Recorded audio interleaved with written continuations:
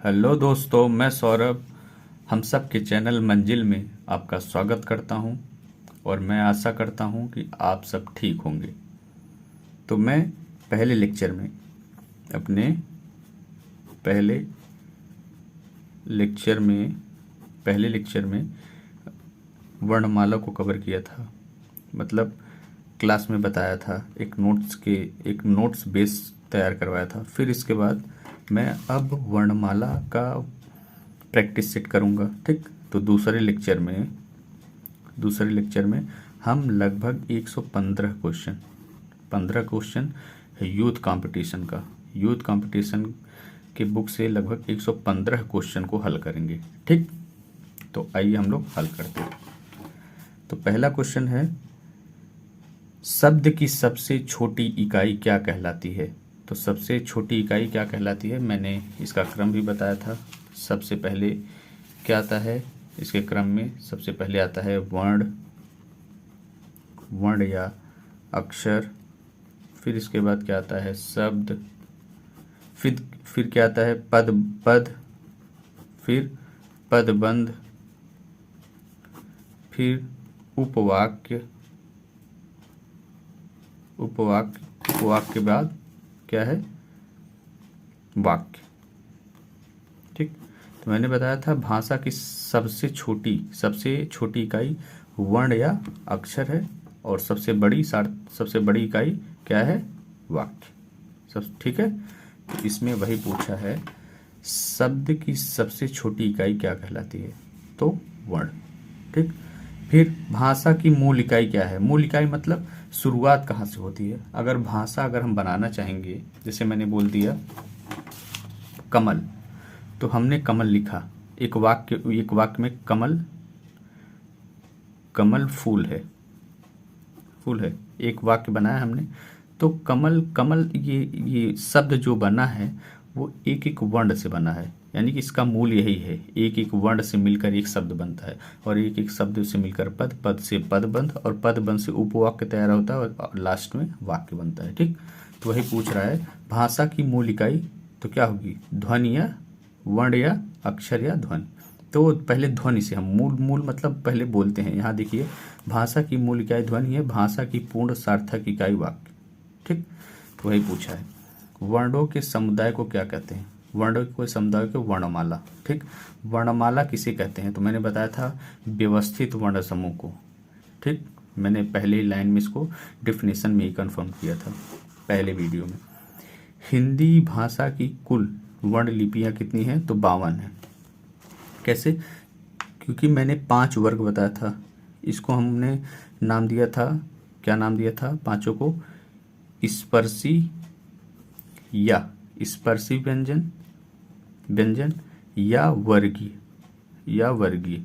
मैंने व्यंजन को 3 भाग में बांटा था, स्पर्शी व्यंजन या वर्गीय व्यंजन, अंतस्थ और ऊष्म को, तीनों को बांटा था। ठीक, तो 25 ये हो गए, 4 ये, 25 4 29, 29 4 33। और फिर इसके बाद संयुक्त स्वर और संयुक्त व्यंजन को मैंने बताया था छत्रंग्या, ये किससे मिलकर बनते हैं इसको भी मैंने बताया था। फिर अयोगवाह 2 हो जाते हैं, द्विगुण 2 हो जाते हैं। ठीक, 4 ये हो गया, 4 ये, 33 8 कितना हो गया? 33 8 कितना हुआ? 7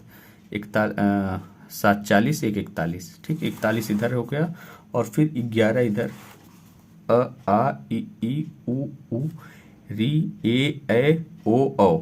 ठीक, तो ये जो है 11 ये हो गया। तो यानी कि 41 और प्लस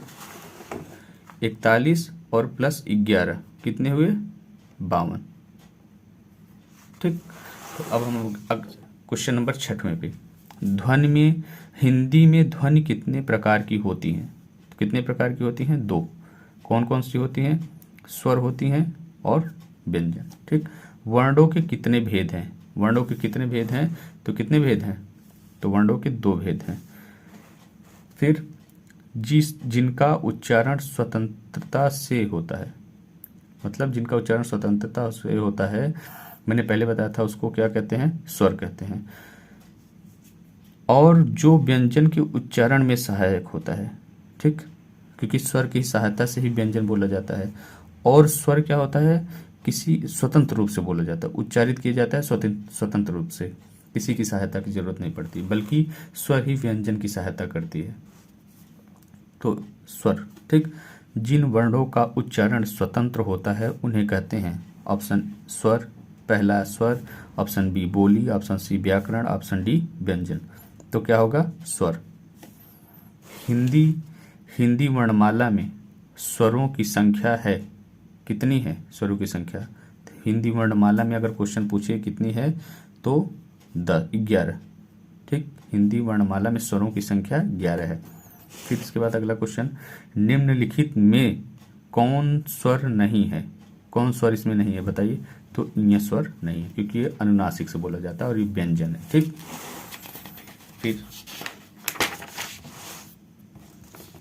फिर 12वां क्वेश्चन करते हैं, कौन स्वर नहीं है? इसमें भी पहचानी कौन स्वर नहीं है। तो अ स्वर है, ए स्वर है, ठीक, उ स्वर है, ब स्वर नहीं, ठीक। तो ऑप्शन नंबर डी सही हो जाएगा। निम्नलिखित में से कौन सा मूल दीर्घ स्वर नहीं है? मूल दीर्घ स्वर मतलब बड़े में, ठीक। तो दीर्घ स्वर कौन सा नहीं है? तो इसमें कौन सा नहीं है? तो इसमें डी नहीं है, ओ। ये क्या है? मूल दीर्घ, ठीक। अब निम्न में दीर्घ स्वर है, दीर्घ स्वर अ ई उ।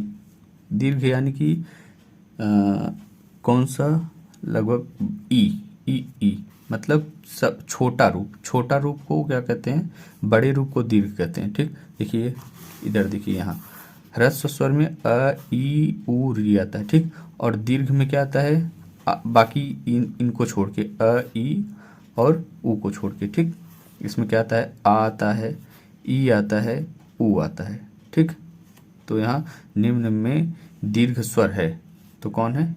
ई, क्योंकि बड़ा ई, बड़ा आ, बड़ा ई और बड़ा उ दीर्घ में आता है, ठीक। फिर इसके बाद निम्न में से दीर्घ स्वर कौन सा है? तो दीर्घ स्वर फिर बताइए कौन सा है? तो हम कहेंगे आ ई, बड़ा आ मतलब आ, बड़ी और बड़ा उ दीर्घ में आता है, ठीक। निम्नलिखित में से, मैंने नोट्स में सब कवर किया हुआ है, उसमें देखिए आप लोग। निम्नलिखित में से कौन सा संयुक्त स्वर है? तो संयुक्त स्वर को बताइए। तो संयुक्त स्वर को मैंने बताया था ए, ऐ, ओ, औ। ए किससे बनता है? तो ए बनता है, मैं बता रहा हूँ, एक मिनट। ए बनता है, ए किससे बनता है? अधन ई। ऐ किससे बनता है? अधन ए, ऐ। और ओ किससे बनता है? अधन ई, अधन उ, ठीक। और औ किससे बनता है? अधन ओ, ठीक। यही संयुक्त स्वर है, ठीक। तो ए किससे बनता है? ऐ किससे बनता है? ओ किससे बनता है? औ। तो यही क्या है? संयुक्त स्वर है। मात्रा के आधार पर स्वर कितने प्रकार के होते हैं? मात्रा के आधार पर, ठीक। तो कितने प्रकार के होते हैं? 3, ठीक। एक दीर्घ होता है और ह्रस्व होता है, दीर्घ होता है और एक प्लुत होता है। मैंने बताया था ह्रस्व दीर्घ प्लुत को। फिर इसके बाद आज हम ज़्यादा डीपली नहीं करेंगे क्योंकि 115 क्वेश्चन करना है, इसलिए हम सिर्फ क्वेश्चन को देखेंगे। वर्ण तालिका के अनुसार ह्रस्व दीर्घ प्लुत क्या है? तो क्या है? एक स्वर है। स्वर ध्वनि के प्रकार हैं। स्वर ध्वनि के प्रकार हैं, कौन से प्रकार हैं? उपर्युक्त तीनों, क्योंकि ह्रस्व दीर्घ और प्लुत, ठीक। मैंने बताया था समय काल, उच्चारण स्थान के द्वारा, उच्चारण में लगे समय के द्वारा ये बताया गया था। मैंने पहले ही इसका क्लासिफिकेशन किया हुआ था पहले वीडियो में। जीवा के आधार पर स्वर कितने प्रकार के होते हैं? तो जीवा के आधार पर लगभग 3, अग्र, मध्य और पश्च। अर्धविवृत स्वर ए को कहते हैं, ठीक। फिर जिनकी ध्वनि केवल मुख से निकलती है उन्हें क्या कहते हैं? मुख से निकलने वाली।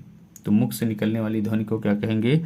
निर्नुनासिक, ठीक। निर्नुनासिक स्वर।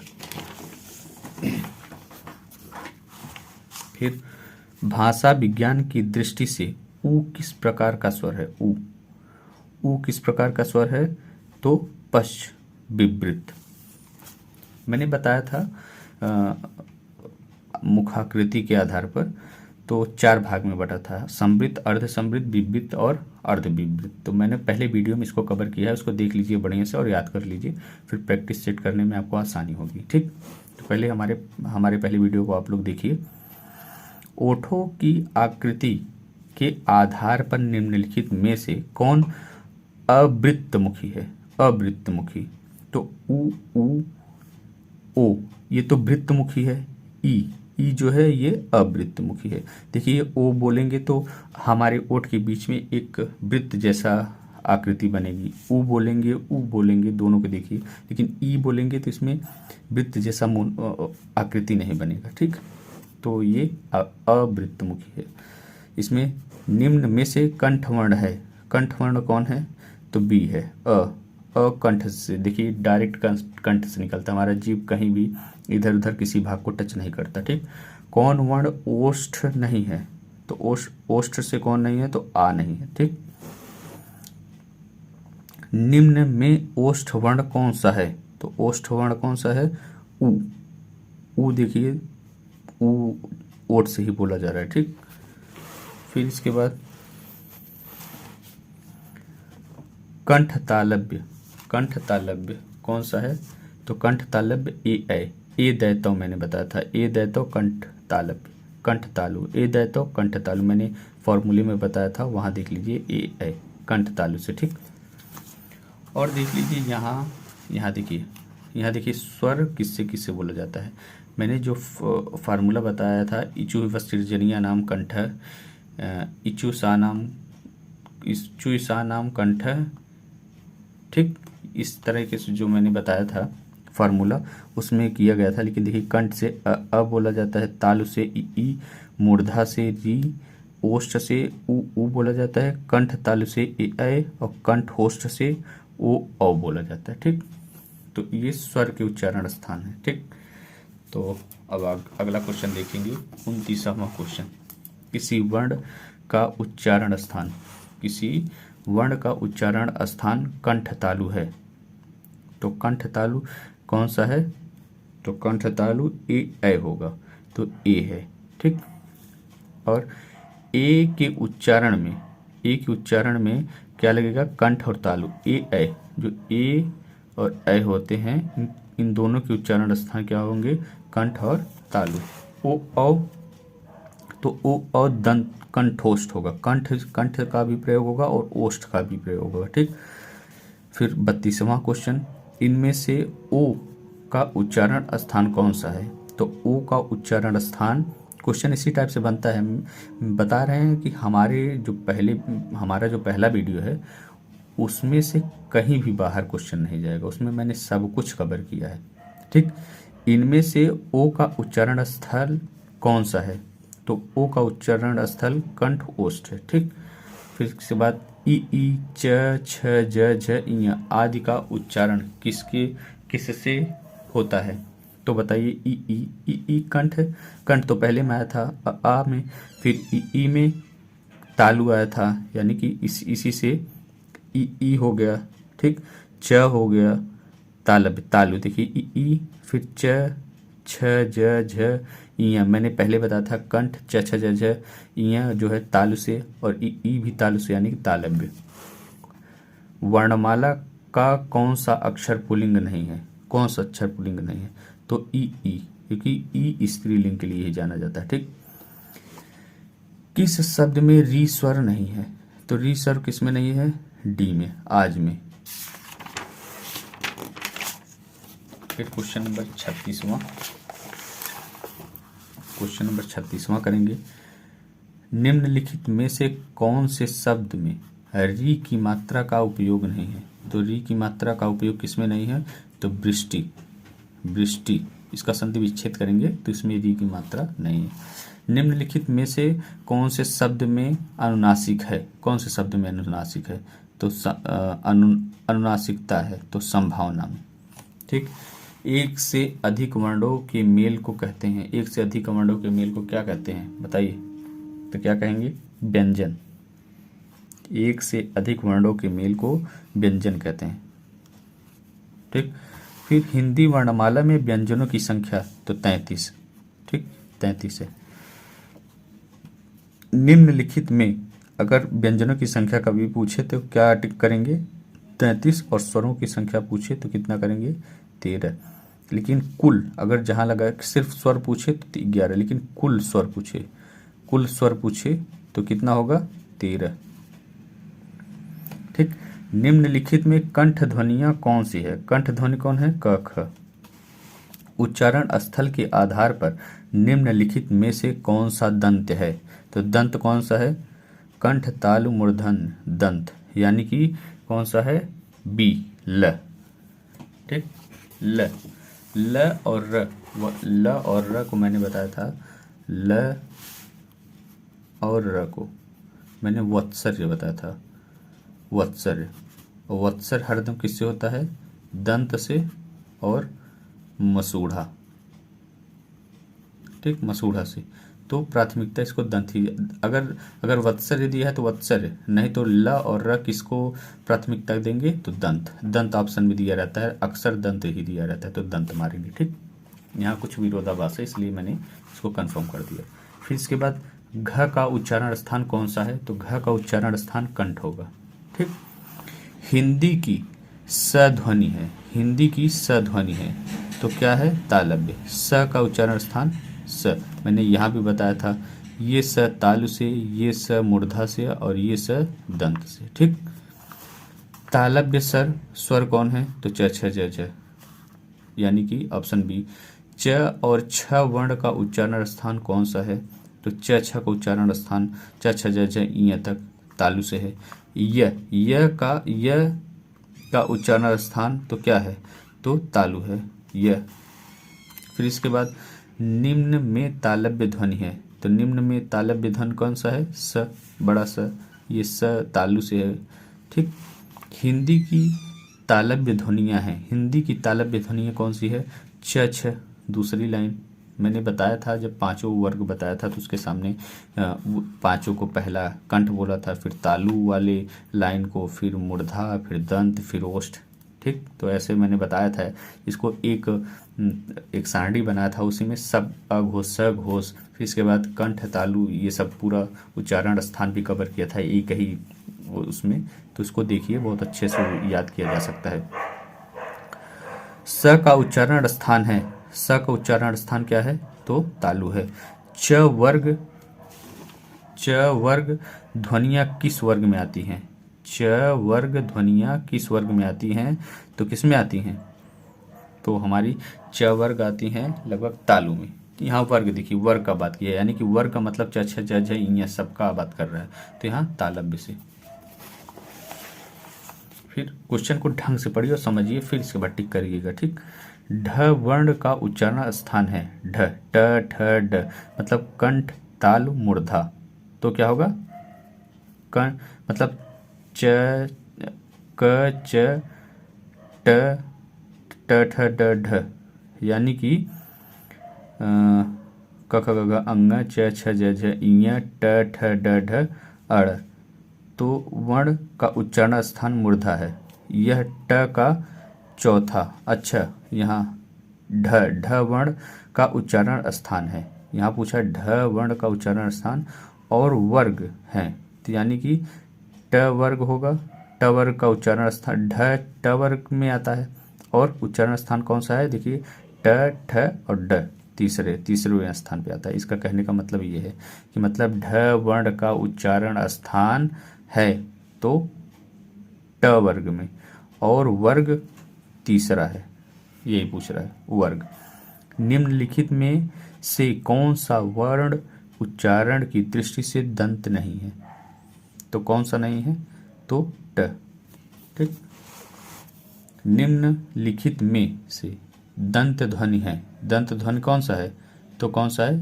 त, त थ द ध न, ये वाला लाइन जो है वो दंत वाली लाइन में आता है, त थ द ध न। ठीक। निम्नलिखित में से दंत वर्ण है, तो दंत वर्ण मैंने किसको बताया था? त थ द ध न, तो त होगा ऑप्शन नंबर सी। निम्नलिखित में से दंत ध्वनि है, तो फिर त थ द ध न, और फिर इसमें से इस ऑप्शन में कोई नहीं है त थ द ध न, तो क्या करेंगे ल।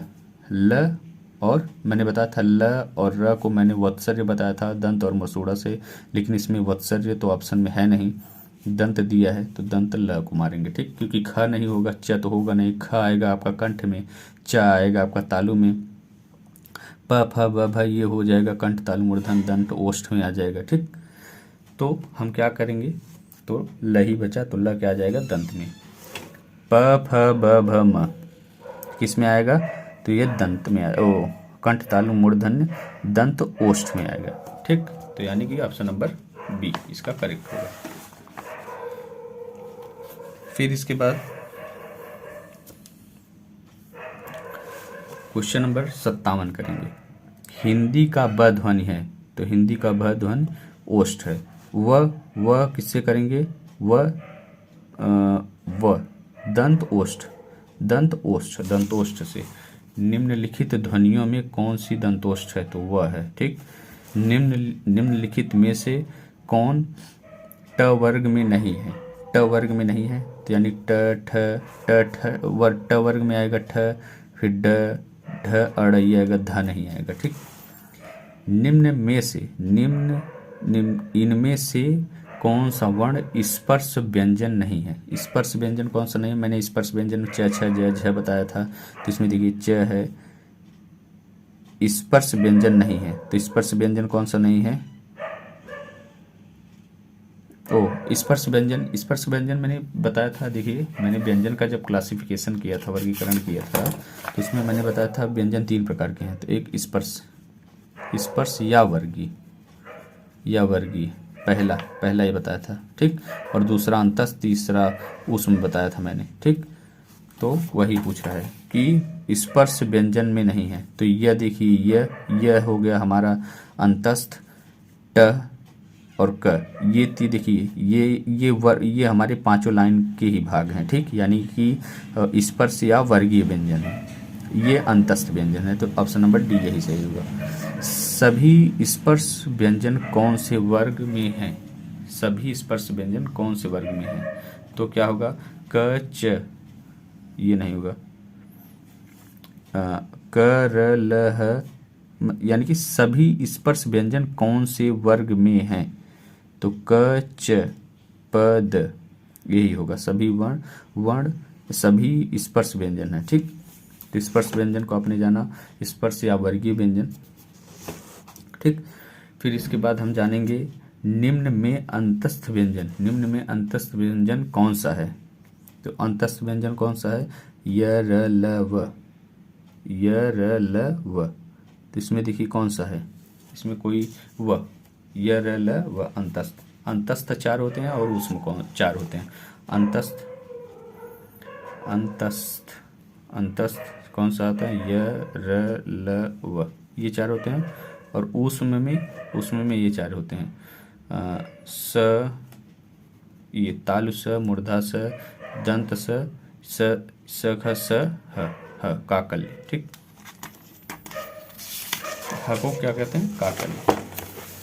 फिर इसके बाद आएंगे हम निम्नलिखित में से अंतस्थ व्यंजन कौन सा है, तो अंतस्थ व्यंजन कौन सा है, य र ल व, तो यह इसमें है, तो यह टिक कर दीजिए। वह व्यंजन है, तो वह अंतस्थ। ठीक, ऑप्शन नंबर बी, य र ल व किस प्रकार के व्यंजन हैं, य र ल व किस प्रकार के व्यंजन है, तो अंतस्थ। हिंदी वर्णमाला में अंतस्थ व्यंजन कौन से हैं, तो अंतस्थ व्यंजन में य र ल व है। ठीक, फिर इसके बाद ऊष्म व्यंजन कौन से हैं, तो ऊष्म व्यंजन स ख स ह, तो ह है। ठीक, तो 4 मतलब तीनों स होते हैं और ह होते हैं। फिर इसके बाद कौन ऊष्म व्यंजन नहीं है, तो ऊष्म व्यंजन कौन है पहले उसको देख लीजिए, तो ऊष्म व्यंजन में है स ख स, तीनों स हैं, ग नहीं है, क्योंकि ग वर्गीय व्यंजन है, वर्गीय या स्पर्श व्यंजन। ठीक, अंतस्थ और ऊष्म वर्ण कितने हैं, अंतस्थ और ऊष्म वर्ण, तो अंतस्थ 4 होते हैं, ऊष्म 4 होते हैं, यानी कि टोटल 8 वर्ण होते हैं। ठीक, अब दो व्यंजन जब एक साथ मिलते हैं तो क्या कहलाते हैं? तो क्या कहलाते हैं हम? यानी कि संयुक्त व्यंजन। हम बताए थे आपको छत्रंग, ज्ञा और स्र। छत्रंग, ज्ञा और स्र को क्या कहेंगे? संयुक्त व्यंजन कहेंगे। अब संयुक्त व्यंजन छत्र को हमने किससे बनाया था? तो कस से बनाया था, क धन बड़ा ये मूर्धा स। फिर इसके बाद मैंने त्र को किससे बनाया था? त धन र से। फिर ज्ञा को किससे बनाया था? ज धन य से। फिर स्र किससे बनाया गया था? स धन र से। ठीक, तो मैंने बताया। तो यहाँ पूछ रहा है, क्वेश्चन को देखिए ध्यान से, दो व्यंजन जब एक साथ, ये व्यंजन जब एक साथ मिलते हैं, व्यंजन की बात कर रहा है। और अगर स्वर की बात करता तो हम चले जाते ये चारों स्वर, ए, ऐ, ओ, औ। ये अंतर देखिए दोनों में, मैं इसीलिए समझा रहा हूँ कि जब यहाँ पूछे दो व्यंजन जब एक साथ मिलते हैं तो क्या कहलाते हैं? तो संयुक्त व्यंजन कहेंगे। ठीक, ये भी संयुक्त व्यंजन है, ये संयुक्त स्वर है, ये संयुक्त व्यंजन। ये भी दो स्वर से मिलकर बनता है, अधन ई, अधन ए से ए, फिर ऐ। ठीक, और फिर अधन ई से ओ, ऊ से। ठीक, अधन ओ से क्या बनता है? औ। ठीक, तो इसीलिए अगर यहाँ कहेगा दो स्वर जब साथ मिलते हैं तो क्या कहलाते हैं? तो यहाँ तब ऑप्शन में एक बना देगा संयुक्त स्वर। ठीक, यहाँ व्यंजन बोला इसलिए संयुक्त व्यंजन। इनमें से कौन संयुक्त व्यंजन नहीं है? संयुक्त व्यंजन कौन से नहीं है? तो छत्र है, ज्ञा है, स्र है, फ नहीं है। ठीक, निम्नलिखित में से ऑप्शन नंबर डी हो जाएगा। फिर निम्नलिखित में से संयुक्त व्यंजन कौन सा है? तो संयुक्त व्यंजन कौन सा है? तो संयुक्त व्यंजन में आप लोग देखिए ज्ञा है, इसलिए ऑप्शन बी सही होगा। अक्षर छत्र में छत्र वर्ण किसके युग से बना है? तो मैंने बताया था क धन स, कस से। ठीक, आगे हलंत रहना बहुत जरूरी है। ठीक, चारों में। फिर इसके बाद छत्र ध्वनि निम्न में से किसके अंतर्गत आता है? तो किस में आता है? संयुक्त व्यंजन में। ठीक, ज्ञा वर्ण किन वर्णों से बना है? तो पहले देख लीजिए, इसमें आगे हलंत नहीं, क्योंकि चारों स्वर में पहले जो चारों स्वर होते हैं, यहाँ देखिए मैंने बताया था, तो चारों में देखिए हलंत लगा है। ठीक, छत्रंग ज्ञा में, तो इसमें देखिए ये इसमें हलंत नहीं लगा, इसमें हलंत नहीं लगा, इसमें हलंत नहीं लगा, इसमें हलंत है। तो बेसिक सी बात है, आपको इतना अगर हलंत वाला भी सिस्टम अगर आपको याद है तो क्या होगा, आपको कुछ सहायता जरूर करेगा। ज धन इ से मिलकर बनता है ज्ञा। ठीक, तो ऑप्शन नंबर बी। हिंदी वर्णमाला में कुल कितने अयोगवाह हैं? तो अयोगवाह कितने थे? एक था विसर्ग, था, एक क्या था? अनुस्वार। ठीक, विसर्ग में 2 बिंदी लगता था, अनुस्वार में 1 बिंदी। ठीक, तो अयोगवाह कितने प्रकार के हैं? 2। ठीक, तो 2। फिर अब क्वेश्चन नंबर हम 78 पे चलते हैं। ठीक, निम्न में से नासिक के व्यंजन कौन सा है? तो नासिक के व्यंजन मैंने बताया था, नासिक व्यंजन भी मैंने बताया था पहले वीडियो में, मैंने सब कुछ कवर किया पहले वीडियो में, इसलिए पहला वीडियो आप देखेंगे तो ये जो प्रैक्टिस क्वेश्चंस हैं इसको आप आसानी से कर पाएंगे। तो मैंने नासिक के व्यंजन बताया था, अंग, इय, अड़, न, म। ठीक, तो मैंने ये 5 बताया था, ये क्या है? नासिक व्यंजन। ठीक, तो इसमें देखिए कौन सा है नासिक व्यंजन? तो इया है। ठीक, निम्नलिखित में से कौन सा व्यंजन संघर्षी है? अब संघर्षी कौन सा व्यंजन है? मैंने आपको पहले ही में बताया था, संघर्षी व्यंजन ह। ठीक, ह क्या है? ह संघर्षी व्यंजन है। स, ख, स, ह कौन व्यंजन कहलाते हैं? तो ऊष्म। क्या कहलाते हैं? ऊष्म संघर्षी व्यंजन। ठीक, अघोष वर्ण कौन सा है? तो अघोष मैंने लाइन को भी याद करवाया था। और सभी, और इसको आप लिख लीजिए, शायद मैं वीडियो में भूल गया था। तो सभी स्वर क्या होते हैं? सघोष। सभी स्वर सघोष। स्वघोष होते हैं। क्या होते हैं? सघोष। ठीक, तो स्वर स्वघोष होते हैं तो अ होगा नहीं। फिर ज देखिए च छ ज, ठीक, च छ ज तीसरे में है तो क्या होगा? ज तीसरे में है तो पहला और दूसरा क्या था? अघोष अघोष। और तीसरा क्या था? तीसरा चौथा पांचवा क्या था? सघोष। तो च छ ज, तो ज तीसरे में जा रहा है इसलिए ये भी नहीं होगा। फिर ह को मैंने चौथे लाइन में किया था, आपको याद होगा, नीचे तीनों स किया था, फिर य र ल व का किया था, फिर इसके बाद ह किया था। जब आप सारणी में देखेंगे और सारणी को दिमाग में फीड करेंगे तो आपको धीरे धीरे याद होगा कि चौथे लाइन में किया था। तो चौथा लाइन भी किस में आता है? आपका किस में आता है? अघोष में। और तीनों स को मैंने दूसरी लाइन में फीड किया था। ठीक, तीनों स को स यानी कि तालु दंत, तालु मूर्धा और दंत, तीनों स को मैंने दूसरे लाइन में किया था। तो पहला और दूसरा खाना क्या होता है? क्या होता है? सघोष का, अघोष का। और 3 4 5 ये तीनों वर्ग जो हैं, ये तीनों जो वर्ण हैं जिनमें तीनों पहला दूसरा तो अघोष, तीसरा चौथा और पांचवा सघोष का। ठीक, तो इसलिए स दूसरे में है इसलिए यह अघोष होगा। तो ऑप्शन नंबर डी सही होगा आपका। ठीक, फिर इसके बाद निम्न में अल्प प्राण व्यंजन। अल्प प्राण मैंने बताया था, पहले में अल्प प्राण, दूसरे में महा, फिर तीसरे में अल्प, फिर चौथे में महा, फिर पांचवें में अल्प।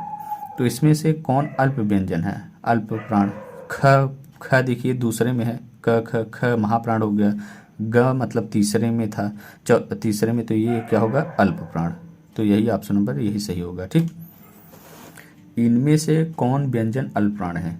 कौन व्यंजन अल्प प्राण है? तो आपका च अल्प प्राण। देखिए च पहले में देखिए, ख दूसरे में है, त थ भी दूसरे में, प फ भी दूसरे में है। तो दूसरा क्या होगा? पहला अघोष है, दूसरा महाप्राण, पहला अल्प प्राण है, दूसरा महाप्राण। तो ये तीनों दूसरे में है तो ये क्या होंगे? महाप्राण। और च क्या होगा? अल्प प्राण।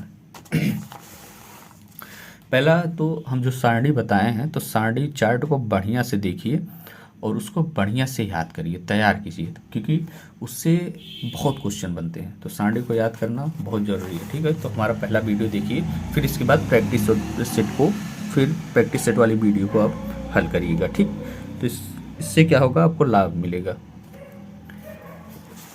अल्प प्राण ध्वनियों का समूह कौन सा है? तो अल्प प्राण ध्वनियों का समूह कौन सा है? तो इसमें देख लीजिए, पहला क तो अल्प प्राण है, च भी अल्प प्राण है, फिर ख क्या हो जाएगा? महाप्राण, तो इससे हट जाएगा ये। थ भी महाप्राण है, दूसरे पे आ गया महाप्राण, इसमें सिर्फ अल्प प्राण की बात किया हुआ है। ठ भी दूसरे पे आ जा रहा है, लेकिन छ नहीं आया, फिर ज आ गया है, फिर झ नहीं आया और ई आ गया। यानी कि अल्प प्राण किसमें है? किसमें? पहले में, तीसरे में और पांचवें में, इसमें अल्प प्राण है। ठीक, दूसरे में जो बचा है 20, दूसरा और चौथा, ये क्या होते हैं? महाप्राण। ठीक, पहले में और तीसरे और पांचवें में क्या होते हैं? अल्प प्राण। और दूसरे और चौथे में क्या होते हैं? महाप्राण। ठीक, इसको ध्यान में रखिए। कौन सी ध्वनि अल्प प्राण है? तो अल्प प्राण कौन सी ध्वनि है बताइए? तो त है। ठीक, अल्प प्राण मतलब त से ही पहले ही स्टार्टिंग में ही त, तो पहला अल्प प्राण होता है। निम्नलिखित में अल्प प्राण वर्ण कौन से हैं? तो अल्प प्राण वर्ण कौन से हैं? त थ द ध, यानी कि ये नहीं है। क ख नहीं है, ख नहीं है, ग है, यानी कि ये दोनों क ख है, ग है।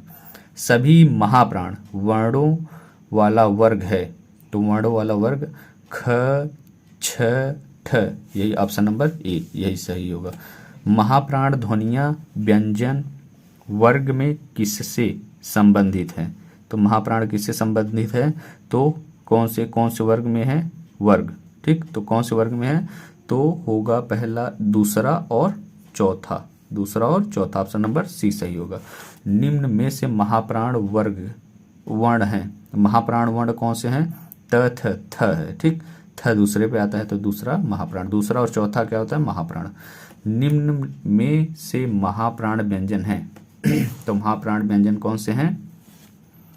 तो महाप्राण प तो होगा नहीं, ज छ ज भी नहीं होगा, क ख ग घ भी नहीं होगा, व हो सकता है, तो व नहीं होगा, क ख ग। तो इसमें महाप्राण पूछा ना, तो महाप्राण चौथे पे आता है, यानी कि घ होगा। क्योंकि देखिए मैं एक बार फिर से आपको समझाता हूँ।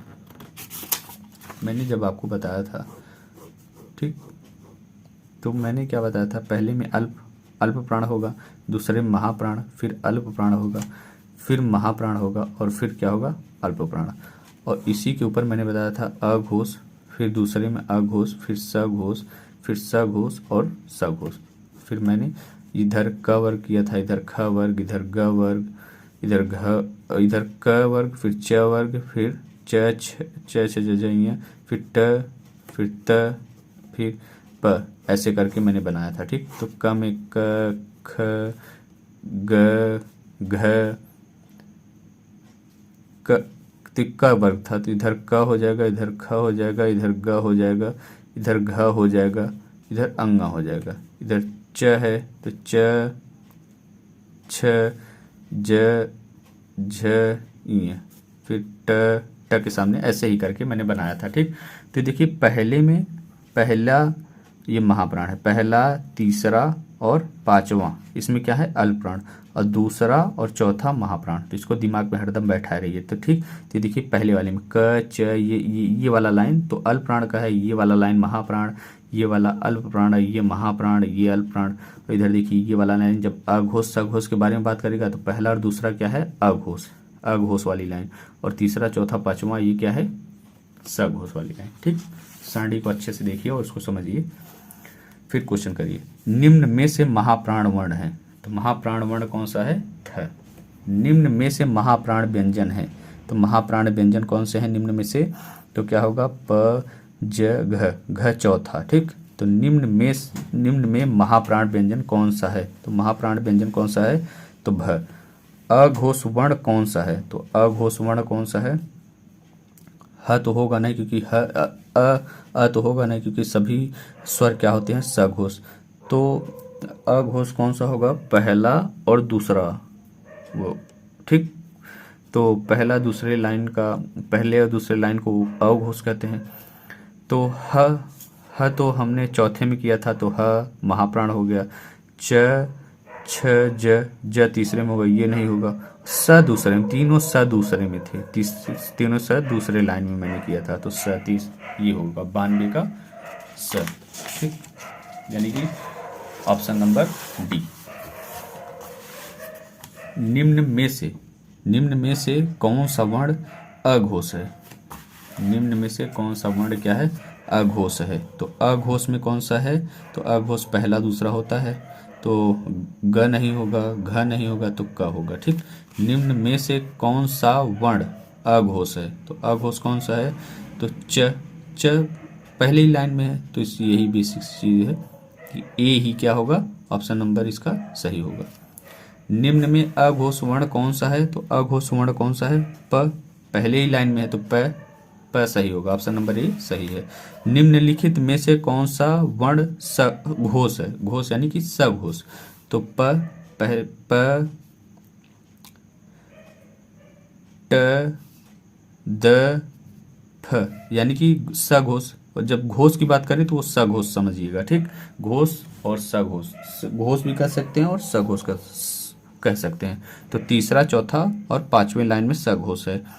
तो प पहले में है, प, त, थ, द, तो तीसरी लाइन में ये द है। ठीक, ट पहले लाइन में, प, फ दूसरे में, तो ये सब अल्प प्राण अघोष हैं। ठीक, और ये सघोष, 10 सघोष है, यानी कि ऑप्शन नंबर सी सही है।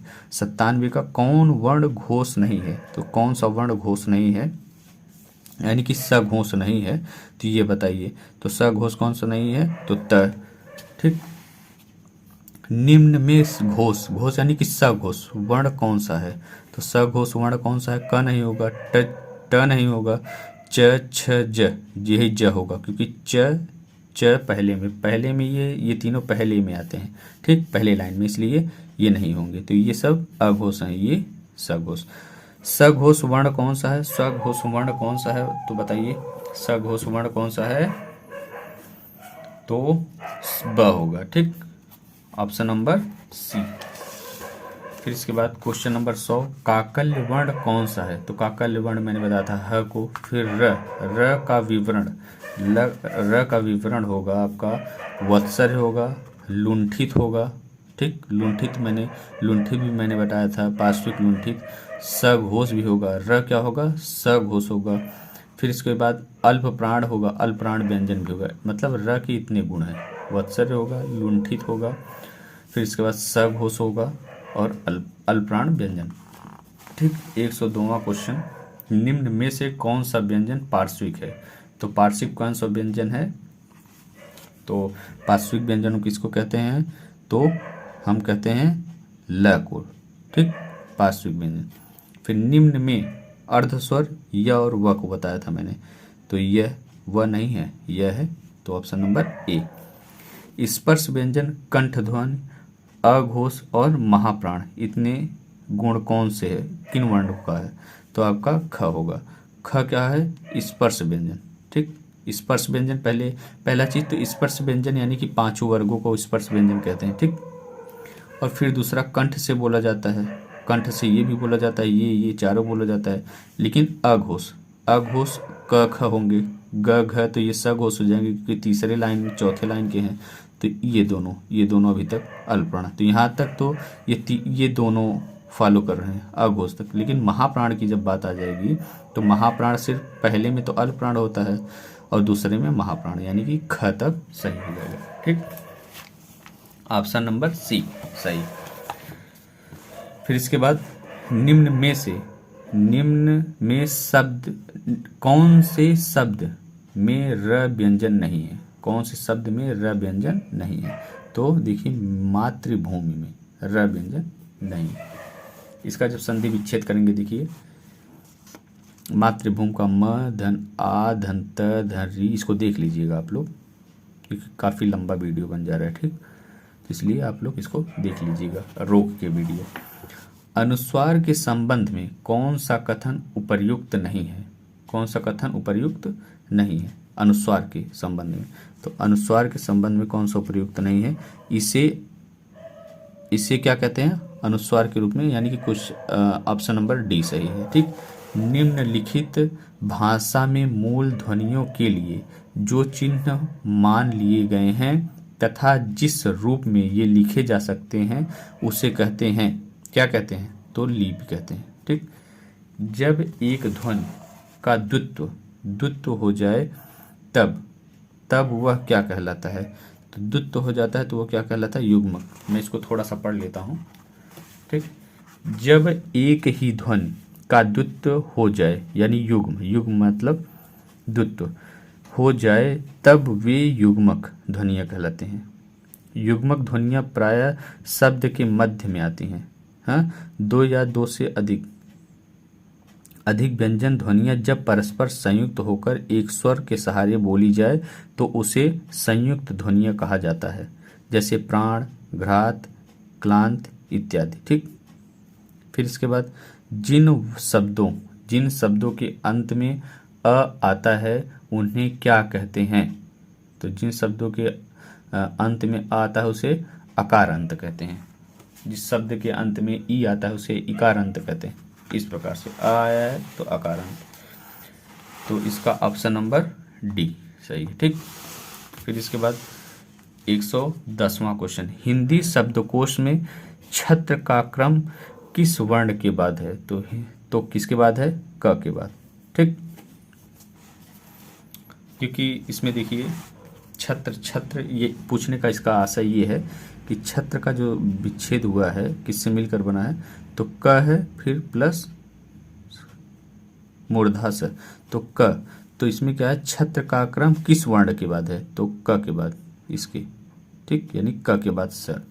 ठीक, फिर इसके बाद हिंदी शब्दकोश में सबसे पहले कौन शब्द आएगा? हिंदी शब्दकोश में सबसे पहले कौन शब्द आएगा? तो कौन शब्द आएगा? तो कौन सा है? ऋक्ष। सबसे पहले कौन सा आया है? तो ऋक्ष, हिंदी शब्द, हिंदी शब्दकोश में, हिंदी शब्दकोश में सबसे पहले कौन सा शब्द आया है? तो ऋक्ष, ऋक्ष। तो इसको मोस्ट इम्पॉर्टेंट क्वेश्चन, ठीक। ये क्या है? Most important question. हिंदी शब्दकोश में सबसे पहले कौन शब्द आएगा? तो ऋक्ष, ऑप्शन नंबर बी। शब्दकोश में कौन सा शब्द सबसे पहले आएगा? तो शब्दकोश में सबसे पहले कौन सा आएगा? तो आएगा आपका आँख, ठीक। फिर इसके बाद देखिए, यहाँ तक देखिए, आ सब में कॉमन है, ठीक। फिर इसके बाद सबसे पहले इसमें देखिए ख प्रयोग हुआ है, ख प्रयोग हुआ, फिर च, फिर क, फिर ग न। तो आँख जो है सबसे पहले आया। फिर दीर्घ का वर्ण विच्छेद, दीर्घ का वर्ण विच्छेद क्या होगा? द, फिर री, फिर प्लस ग प्लस अ, यही ए, ऑप्शन नंबर ए सही होगा। उद्यान का शुद्ध वर्ण विच्छेद क्या होगा? सी, उ धन द धन य, फिर द, उद्यान ऐसे लिखा जाता है। मैंने पहले वीडियो में इसका जिक्र किया हुआ था। उद्यान, तो उ है ही है, फिर द किससे बनता है? द आधा होता है, फिर प्लस यह पूरा होता है, फिर प्लस क्या हो जाता है?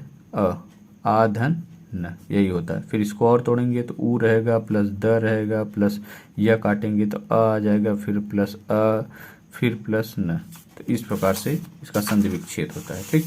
इसमें भी देखिए यही किया है, यह से अ नहीं हटाया तो ये पूरा रहता है, फिर न, फिर इसके बाद अ, न से भी अ हटा दिया है, ठीक। यही किया है। और इसमें मैंने ये जो किया था आपके सामने, तो इस वाले अ, य से अ हटाया तो य को बाहर किया, फिर न पूरा है तो न में से अ निकाल दीजिए, तो इसका यही संधि विच्छेद हो गया, ठीक।